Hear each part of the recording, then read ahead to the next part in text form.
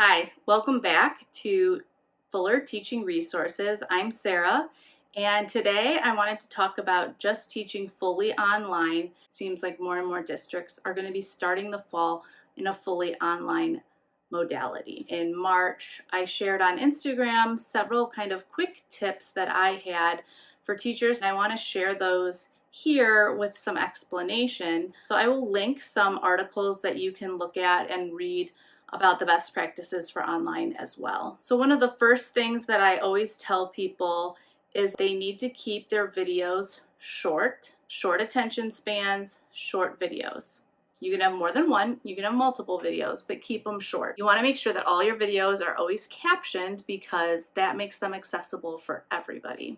Also want to mention to make them evergreen. If you refer to a specific due date or a specific season, then that video becomes useful only at that time. So I like to make my videos pretty generic. So no matter what semester I'm using it in or what assignment I'm using it with, it will still work.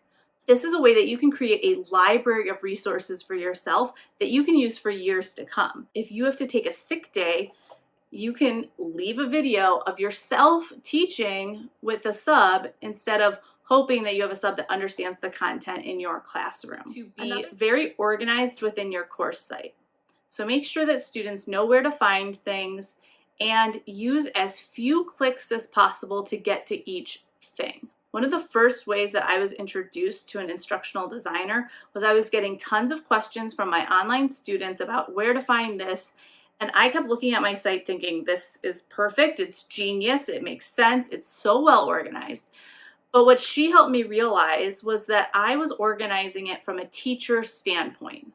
So I was doing kind of units and then breaking it down from there. The students don't really need to think of it like that, and they don't think like that. They wanted to know, what do I have to do this week? Where do I find the work for today?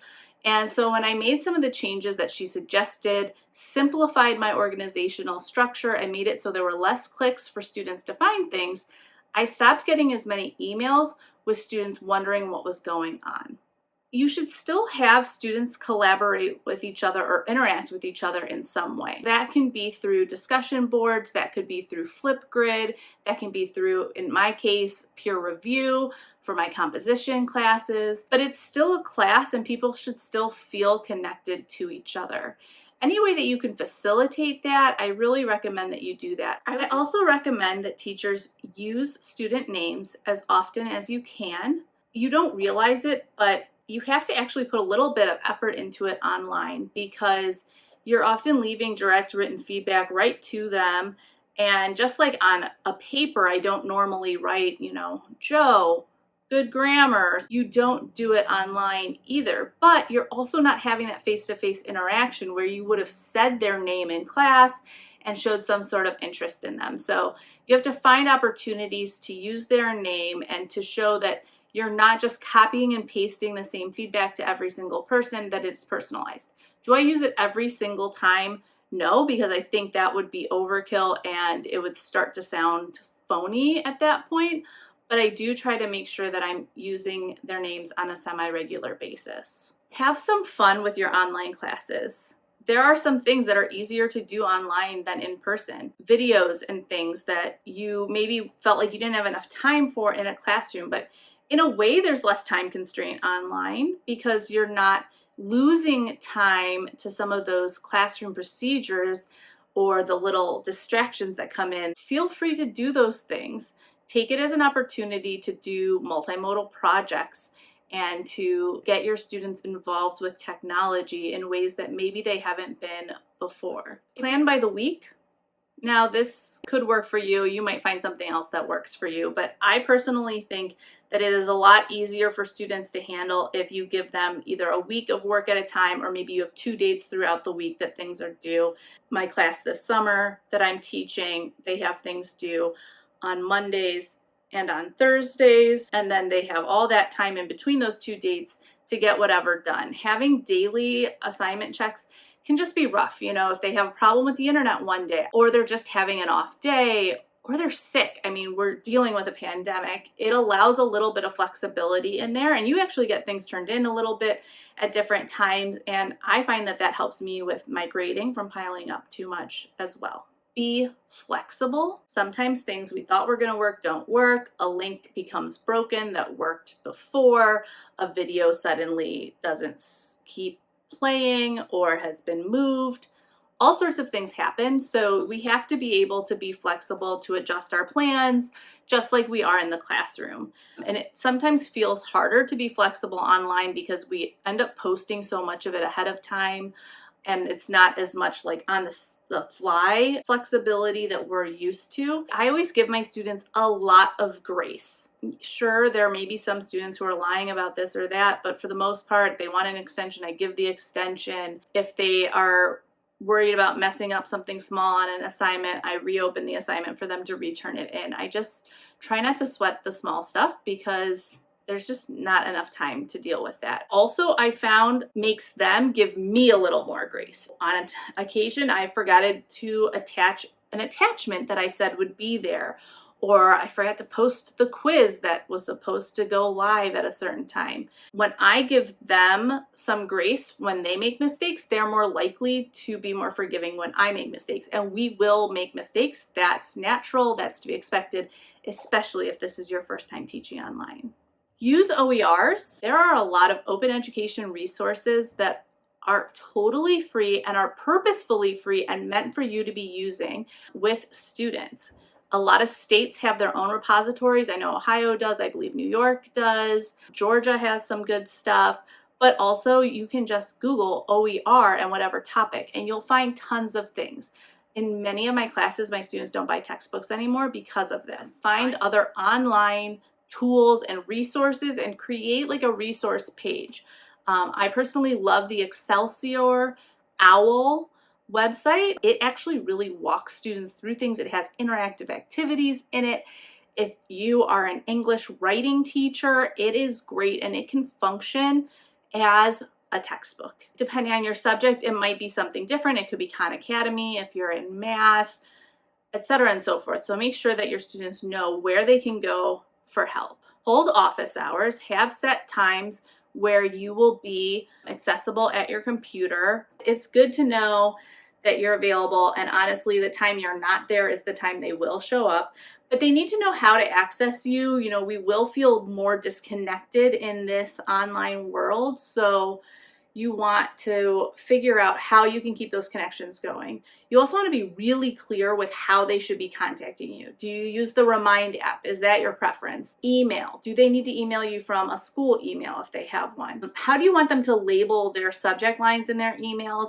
Because most likely you'll be getting a lot more student emails in an online environment than you ever did face-to-face. So how do you keep them straight? How do you know who's in which class? Especially if these are new classes with new students, it's a lot harder to remember who's who and who's in English 10 and who's in English 11, and especially when you start to get people with the same first name and you don't necessarily have the faces to put to the names yet.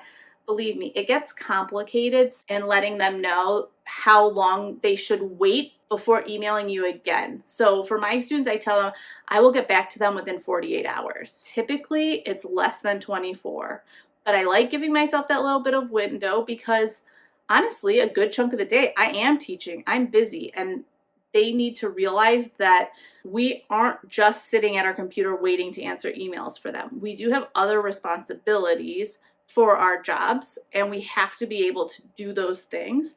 And sometimes other things will take precedent. I always tell them that if I see that they emailed me like before a deadline or something, because they're, you know, emails are time stamped, that I will handle it even if I end up responding a little bit later.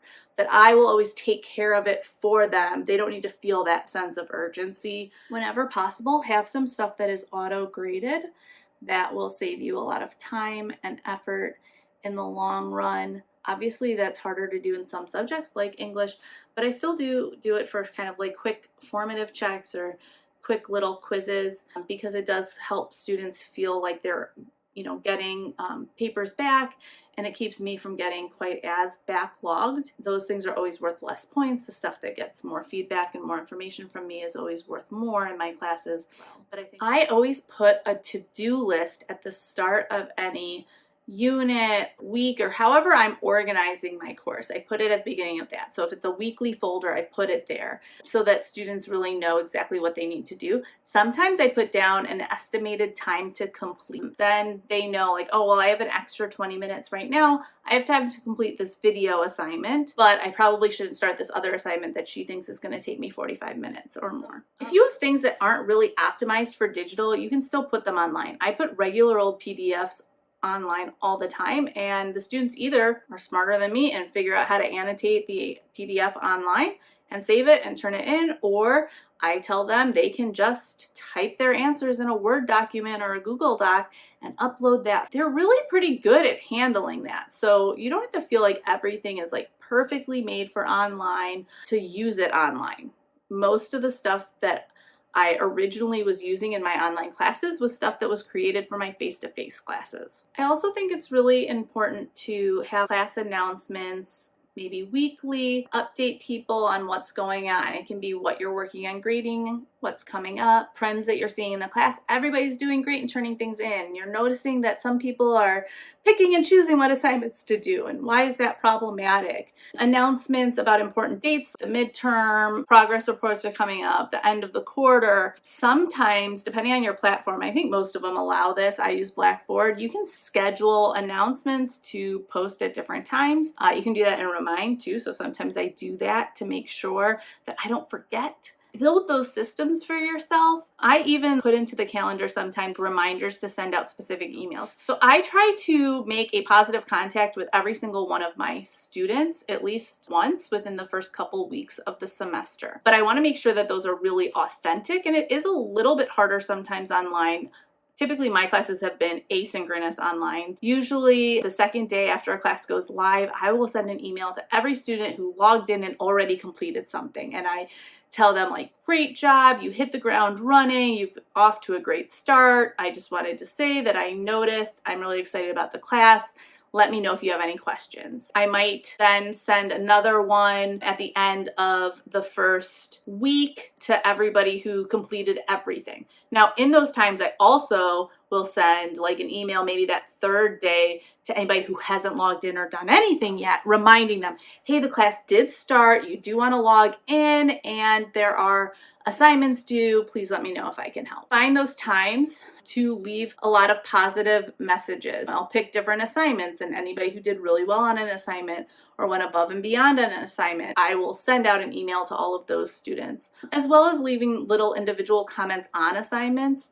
I've just gotten really good feedback from students like, thank you for noticing. I really appreciate it. They really eat it up. And I'm teaching college students and they eat it up. I know that younger students will, because when I used to do positive notes home for my middle schoolers, they were always so happy to show their parents so that they could get special privileges for the weekend. And I just think that it's a really good tool to build some goodwill between you and the students, to let them know from the get-go that you're there to help and you want them to succeed. That brings me to my last thing to remember. And I'm sure you've talked with your students about this, but it's something I realized I needed to be even more careful of than I realized as a teacher online. When you're typing things, there is no tone. My students at times have taken my feedback and my comments much more harshly than I intended, especially for my asynchronous students who had never really met me, had never heard my voice other than maybe in a video, had never interacted with me in a real-time scenario, didn't get where I was coming from, and didn't know that when I make a correction that I'm not mad about it, I'm just trying to help them. I have to be